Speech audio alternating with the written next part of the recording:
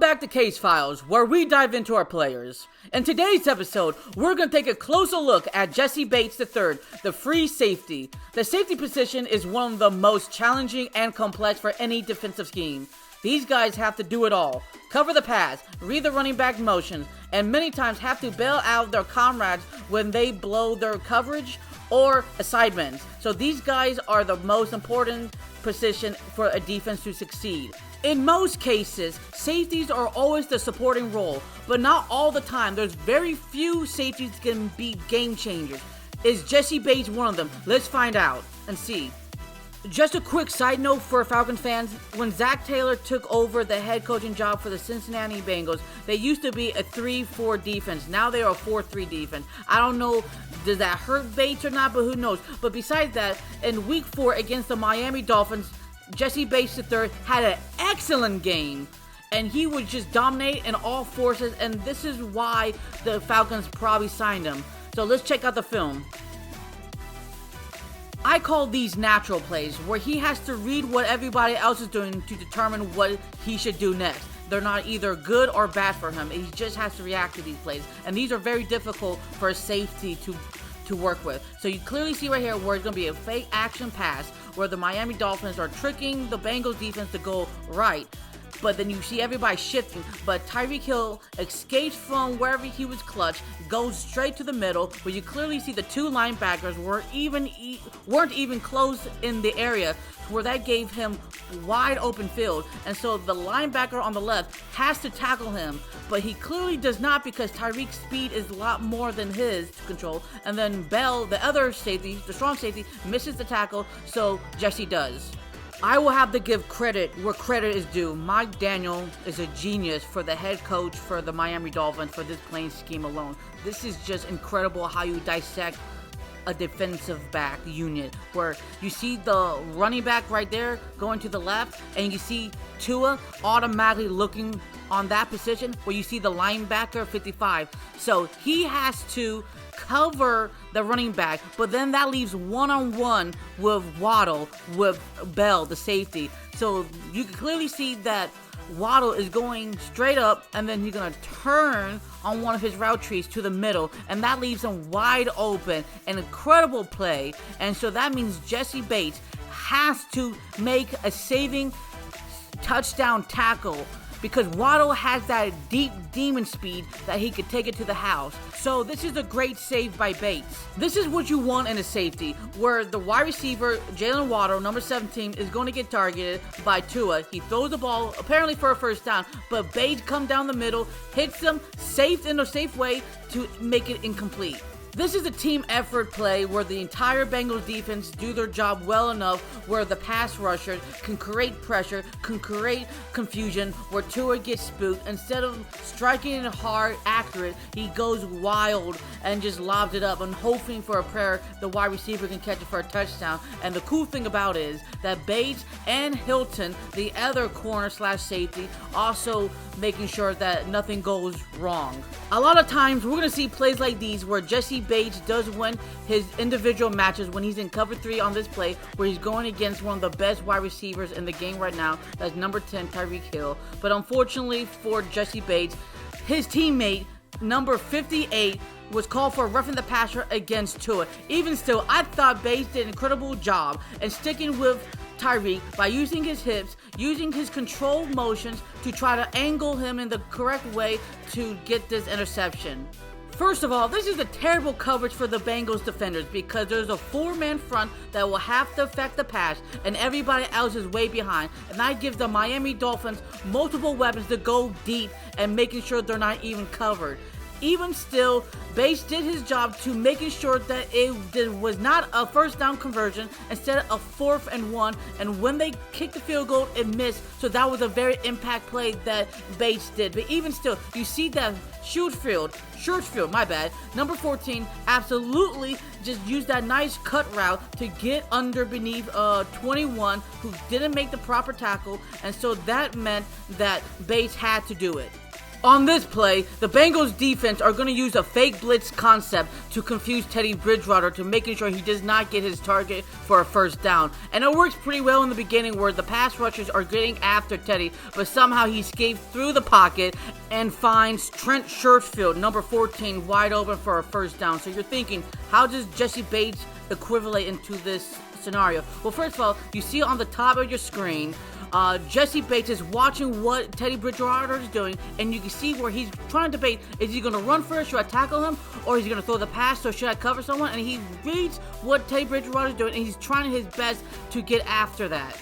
But you can see right here where Teddy Bridgewater just throws a little bit faster than Bates can read it, but still good effort in his part. On this play, the Bengals defenders get tricked by shifting to the right side of the field instead of staying put into their position to making sure that the running back does not score this touchdown on a shovel pass.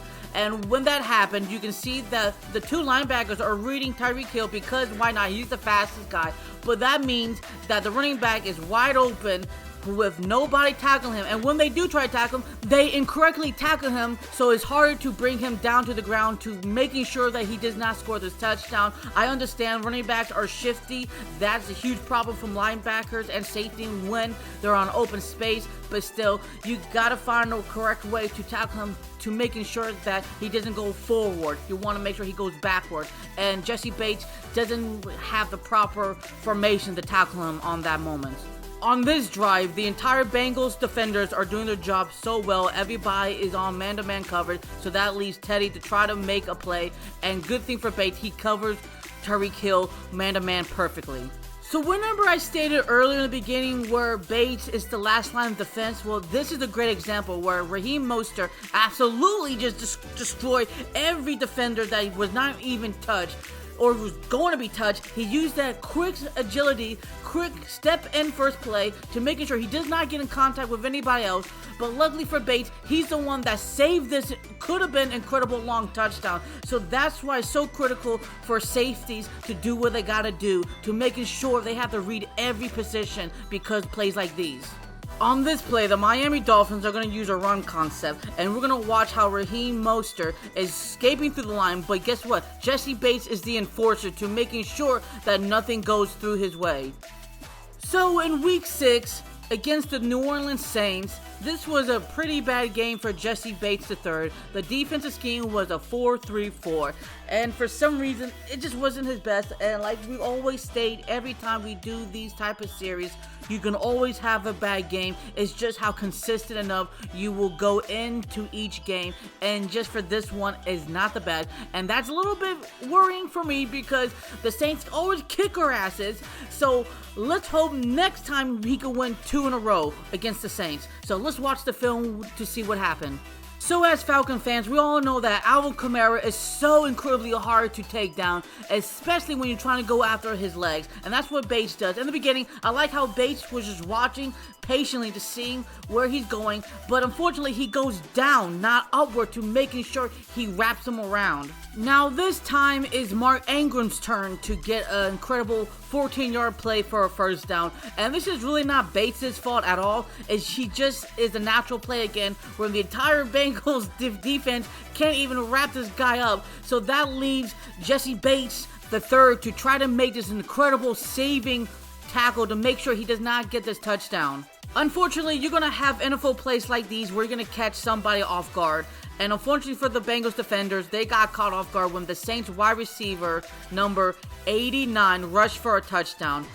And mostly due because Eli Apple, Von Bell, and Janobe Awuzie all missed their assignment tackles to try to get down Rashid Shaheed, where he should have been tackled even before getting this incredible touchdown. So that left Jessie Bates by himself with no extra hands. A lot of times, safeties have to play catch-up where they're not put in the best situations where they can make an immediate impact, right? So that's why it's so hard for safeties to make all these incredible highlights. So I don't like this coverage because it did take him a little bit too long to get there, but he did save more yards than Alvin Kamara would have gotten, by the way. So on this play, Traquan Smith, the wide receiver, number 10, is going to get this open wide the field first down conversion. And unfortunately for Bates, he's the guy who has to tackle him because they're in a zone coverage, not a man-to-man where they can pick and fight their individual battles and it'll be a 50-50, outcome. But unfortunately for zone coverage, it's hardly ever that. And so he has to be the one to tackle him. In Week 8, against their division rivals, the Cleveland Browns, Jessie Bates III had a good game, and the defense played a 4-3-4, and unlike last time against the Saints, he made more plays. So let's check out the film. We have here another natural play where for some reason the coaching staff of the Bengals defenders decided to put a rookie on Donovan Peoples-Jones, number 11, and clearly it did not work out. So yet again, Jessie Bates has to bail out his comrades because the rookie can't stand up to that 6'2" tall giant right there, and you can clearly see he was already mismatched already. So Bates has to do everything in his powers to prevent this touchdown, and when he does try to tackle him, he gives him enough time to make sure other Bengals defenders come to help his way. We have another natural play for Jessie Bates, but for this time, he has to stop Kareem Hunt at all costs to make sure he does not get a first down. And what a lot of coaches like to see, especially fans, is to see the effort you put in to try to stop even when the odds are against you. And he shows you that strength that can really help this defense. Now I'm going to show you what Jessie Bates' IQ is when he's reading the play call to making sure where's everybody lined up and he sees the running back, so he quickly goes after him and making sure he doesn't get any yards. So on this play, this is going to be very exciting for Falcons fans because this is what I think Ryan Nielsen would do with Jessie Bates on these blitz packages. Absolutely plays like these where he can turn the ball over to get us better situations for the offensive side of the football. So here is an all-out blitz, zero safety coverage because everybody's going after the quarterback, and it works perfectly to a T where Jessie Bates III makes incredible plays with Bell to make sure that the turnover game is legitimate and it will be a success. On this play, the left side of the Bengals defenders' angle is wrong, so they can't get after the running back. So that means Jessie Bates is the only one who can save this touchdown. I always preach consistency on this channel, and when we see time after time again where Jessie Bates uses the IQ test to lock down where he needs to navigate to go tackle the running back, he does that with effortlessly flawless precision where he does not get touched even in contact, or even without contact for that matter, go through the line and grab his man and take the running back down to the ground. On this play, Jessie Bates is going to be assisting the linebacker to be that enforcer to make sure that the running back does not get that extra yardage. In Week 13, against the Kansas City Chiefs, who won the Super Bowl that year, Jessie Bates III had an average game. The defensive scheme was a 4-3-4, and he has some ups and he has some downs, so let's check on the film to see what happened. I think sometimes NFL fans kind of forget that it's okay to have supporting roles to making sure that you help your comrades in arms. Sometimes in NFL games we see friendly fire, and it happens a lot more than you think, and so this is a play where you see Jessie Bates and the cornerback both try to get after the interception, but you see they ran into each other. But I will say that Jessie Bates uses his extreme speed to get near the coverage where he was out in the open in the middle of the pack, and then when he sees Patrick Mahomes going to the left side, he goes quickly to try to go after the ball. Everybody can agree on that fourth downs are the most stressful plays for the players and especially for the fans when you see plays like these where Juju Smith-Schuster gets the ball and the corner does not tackle him up quick enough where Jessie Bates have to bail his comrade out, but clearly at the end they still make the first down and it does not pay off in time. This is a very interesting play to me because it's going to be a run play and it's going to be a jet sweep play, and we clearly see right here that Bates is, I don't know if he's hesitating, but he's watching what the running back is doing instead of going after the running back. So on this play, Jessie Bates is going to read where the running back is going forward, so he goes in, and then he tries to tackle the running back, but unfortunately for him, he gets locked and loaded with the tight end, and he does not win his individual battle. So that means the defenders from the Bengals have to step in and help out. So on this play, I don't understand why Jessie Bates is tackling Travis Kelce lower instead of upward like everyone else does in this play. 3rd and 1 plays are very difficult for a defender to read because it could go in so many scenarios. But unfortunately for the Bengals defenders. They picked the wrong one, and that doesn't mean it's Jessie Bates' problem, because you see right here, number 94, he wins his individual matchup, but then he clearly sees the running back instead of going in, he goes out. So that means Jessie Bates has to be on one-on-one coverage, but unfortunately for him, he allows this running back to get the first down. We have another natural play where we see Patrick Mahomes throwing towards Travis Kelce down the middle, and you can see that the linebacker doesn't come close enough to try to stop him, so Jessie Bates has to support and bring him down. For our final review of today's episode, in Week 18 against their division rivals, the Baltimore Ravens, Jessie Bates III had an excellent game to close out the year, and this time the defensive scheme was a 4-2-5. So let's check out the film. I call these 50-50 plays. It can either be good or bad. And the good news for Jessie Bates, it is a great play because he was there at the right time in the right place and uses his hands to catch the ball. Because a lot of times defenders will bobble that away and it will be incomplete. But also give credit where credit is due, where the defender creates discomfort towards the quarterback where he makes an awkward throw where Jessie Bates can grab it. This is a great play for Jessie Bates because he does not give his opponent enough separation to make an incredible first down play. Again, Jessie Bates shows consistency when it comes to be the enforcer of the run game, where he's going to making sure that the running back does not get a single inch when he gets in contact with them. So on this play, we're going to see how Jessie Bates uses his hips and use the right angle to prevent this touchdown that Sammy Watkins could make, only because Sammy Watkins has to change gears and making sure that he does not get tackled because Jessie Bates is in his way, and if Jessie Bates was not in his way, he would have had a free range, wide the field open touchdown. And so that's why I love this play, and because number 29 kind of misses tackling Sammy Watkins, so that's why Jessie Bates is there to guard the middle field. So on this play, the Ravens are going to do a run attack, and I like how Jessie Bates watches where the running back is going to find the hole, and then he goes after him, going through the legs to making sure he brings him down. Here we go again, where Sammy Watkins beat his man again, number 29, the corner, and it looks like Sammy Watkins is going to take it to the house for a touchdown. But good thing for Jessie Bates, he is never willing to give up on a single play, no matter how badly his coverage gets beat. He fights for the ball, and he strips the ball away from Sammy Watkins to cause this turnover for the Bengals. Excellent job. So what is the final verdict for Jessie Bates III joining the Atlanta Falcons in this free agency? Well, at first, I'm happy we got him. But was it very necessary to spend all that money on a free safety where I personally thought Jalen Hawkins and Richie Grant did a pretty good job this year? And especially for all those corners that had to fill in the role as starters because when AJ Terrell and Casey Hayward both went down with injuries.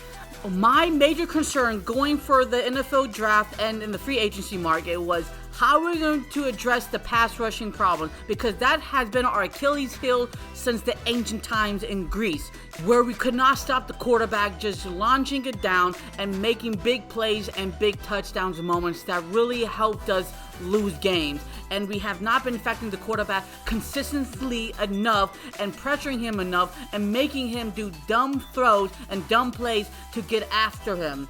But when you see a dog out there in the free agency market, you got to bring him home because he can definitely change the entire defense. And I truly believe that Jessie Bates is that free safety that can definitely change a defensive and how they play. And it showed it time and time again when I was watching film for this season and last season, how dominant he was. And so I think that's why the Falcons really thought that he can help this defense become even better, elevate the game. He can definitely help out in the pass rush because his covering skills is amazing, and he is a leader. That's what you want to bring in, a leader that can tell everybody where to do, where to go, how to do it, and not get nervous when critical plays does not go your way. And he has shown time and time through that when things don't go his way, he does not cower, he's not afraid, he goes at it, and he will always try to fight to the very end of the whistle. That's what I like about him. So if you like this type of content, let me know by hitting that like button. It helps out a lot. Share this video with your friends and family and then with your foes. If you guys dislike this content because you think I'm a dumbass or I don't know what the hell I'm talking about or I gotta go to NFL school for analytics and become a true professional couch potato warrior, hit that dislike button. It won't hurt your boy's feeling. Well, maybe just a little bit. But also, if you guys do a huge favor for me, if you hit that subscribe button, that helps this channel grow even more so we can get more in content with other Falcon fans across the planet, across the galaxy, because I want to have every Falcon fan to be happy, to enjoy themselves. This is what this channel is all about, and I can't do it without you guys. You guys make everything for me. I love making content with Falcons. I love it with the bottom of my heart, and these videos do take a long time for me to produce, to make, to script, to edit, and everything I can do as possible to become 100% true to my word. So on that note, thank you guys so much, and please hit that like button so much. So on that note, next episode will be another mystery guest. So what do Falcons do? Rise up. Until the next episode, show love and peace to the world, and peace.